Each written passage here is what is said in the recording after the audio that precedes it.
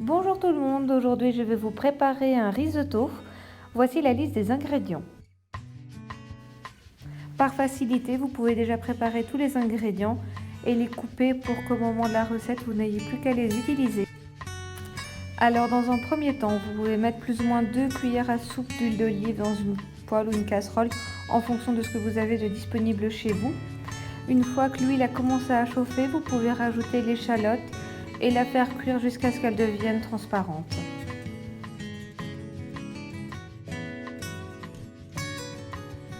À partir du moment où l'échalote est bien fondue, vous pouvez rajouter les 300 g de riz. Vous mélangez jusqu'à ce que le riz devienne légèrement transparent. Si vous avez du vin blanc chez vous, vous pouvez rajouter 10 centilitres plus ou moins de vin blanc pour déglacer. Si vous n'en avez pas comme moi, vous pouvez directement rajouter le bouillon de légumes. Personnellement, je préfère le bouillon de légumes, mais bon, chacun ses goûts. Vous allez voir, je vais mettre plusieurs louches d'un coup pour laisser le riz absorber le bouillon.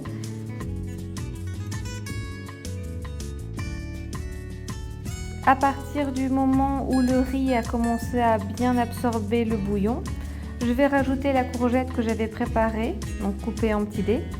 Si vous préférez, vous pouvez toujours mettre un autre légume à la place, par exemple des champignons.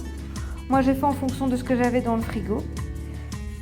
À partir du moment où j'ai rajouté la courgette, je mélange bien toute la préparation et je vais encore rajouter du bouillon.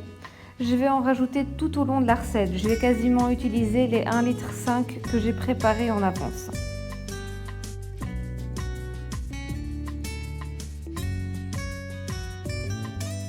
Au fur et à mesure de la cuisson du riz, vous allez voir que le bouillon va être absorbé par lui. Donc au fur et à mesure du temps, vous rajoutez des louches de bouillon. Plus ou moins à mi-cuisson, je vais rajouter une demi-tasse de crème parce que j'aime bien ça et je trouve en plus que ça ramène un côté un peu plus onctueux. Il y a des personnes en Italie qui rajoutent du mascarpone à la place, ce qui est aussi une très bonne alternative et très gourmand. Comme vous pouvez voir, le riz a complètement changé de texture. Alors il y en a qui vont arrêter la cuisson du riz plus tôt. Moi je préfère le faire cuire plus longtemps parce que j'aime vraiment bien qu'il soit bien onctueux, bien crémeux. À ce moment-là de la recette, je vais rajouter le chorizo que j'ai coupé en morceaux, donc il y avait une dizaine de tranches. C'est du chorizo piquant, mais ça c'est en fonction des goûts de chacun. Mais je trouve que ça donne un petit côté peps à la recette. À ce moment-là de la recette, je vais rajouter les 100 g de parmesan. Vous pouvez voir que le risotto est encore assez liquide. Je vais encore ajouter les dernières louches de bouillon que j'avais préparées. Donc je pense que je vais rajouter 1 ou 2 louches de bouillon. Et je vais le laisser finir de cuire tout doucement en mélangeant régulièrement pour éviter qu'il accroche dans le fond. À ce moment-là de la recette, tout est quasiment fini. Il n'y a plus qu'à attendre que le riz soit bien cuit.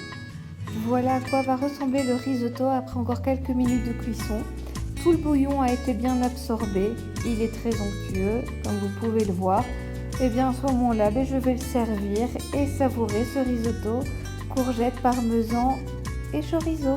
Bon appétit à tous!